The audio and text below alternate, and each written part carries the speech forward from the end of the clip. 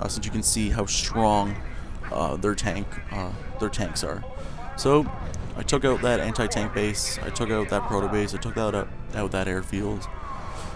Now it's time to just push and completely eliminate the CPU player. As I was talking about in my Germany video, there's no real point to get air as the Germany player. I only have 2 Tiger tanks and an 88, and I push back the CPU. I know it's only a CPU, and it's not a real player, but nonetheless, as you can see, that Tiger tanks are very, very strong, and just a couple of them can pretty much beat your whole army, especially if you have the 88s for defense and some infantry or Storm Tigers with you. Since the 88 and the Tiger have the same range, I believe, or at least the 88 would have more range than the Tiger tank.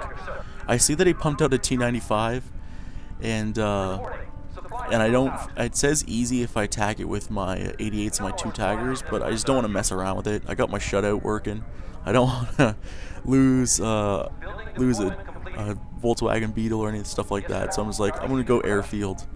Like I said, you only use airfield when you need it, as Germany or the Americans, and or if you're just gonna steamroll the guy. And I thought, hey, for fun, to end my game and stop and get that shutout, I'll just bomb this slow mobile bunker of a T95. So I'm just going around with my units and just waiting for them to spawn so I can bomb this T95. Building deployment completed. Unit production in progress. I'm going a little bit overkill, making 15, 16 of these things, even though probably about 5 of them would take it down in consecutive hits.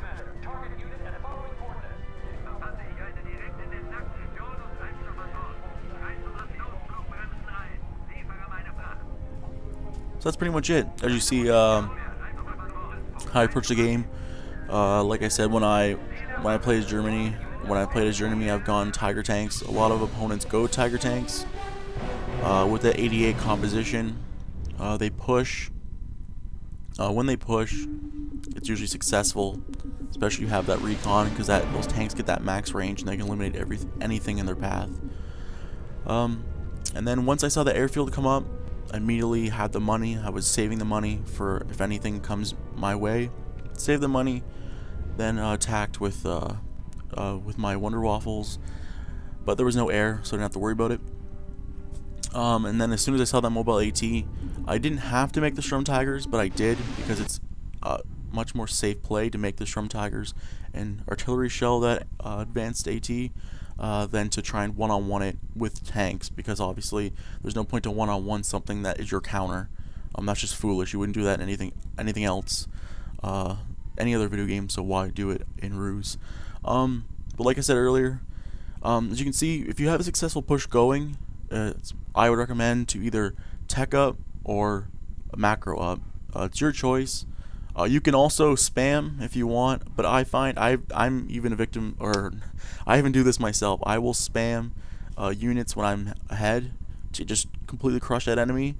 But I find if they base defense well enough and they start taking all your spam units out, then you're left in a hole, because now you've just lost all that income because you tried to steamroll that opponent when you could have just had a decent army. And if you lost them, oh well, then you at least could have teched up or macroed up, and then you'd still be ahead. Just like any other RTS, when you play StarCraft 2 or StarCraft, when your opponent's down, you macro, or you expand, or you tech up, and then crush them with your new army composition, which is, by the time they get their units back up and running, you can just go in and steamroll them with more advanced units. So it's always good to, if your army's working the way it is, don't spam more. Just let that army play itself out.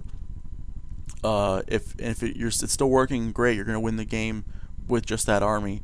But if just let that army play itself out, manage it properly so you don't lose it quickly, and then macro up and get more depots and more forward HQs, or tech up and get those higher powered units to help your army composition, and then bring those units into your army, or existing army, and finish the opponent off that way. Just spamming, I find, especially with cheap garbage units, they don't really do anything. I could have sent a bunch of light tanks to help that Tiger 88 composition, or I could have sent a bunch of heavy infantry, but what's the use? My 2 Tigers can take out anything in a very vast distance, because they shoot fairly fast and they're very powerful cannons, so anything that comes out of that base is going to die instantly, especially if it's tanks. So in my opinion, I would either tech up or macro up. Spamming units is not always the best thing, unless the opponent's pretty much dead and you just want to sort of slap them in the face and steamroll them with like mass light infantry or something. That's pretty much it. I'd probably use some 2v2s, 3v3s, and for fun, and do some commentary on that while the ruse is down. I know it's pretty boring. I wish you guys could send me your replays, but you can't, unfortunately. But the game drops within a month and a half, and then pretty much it'll be replays all day, every day. So signing off. I'll see you guys next time. Have a good one.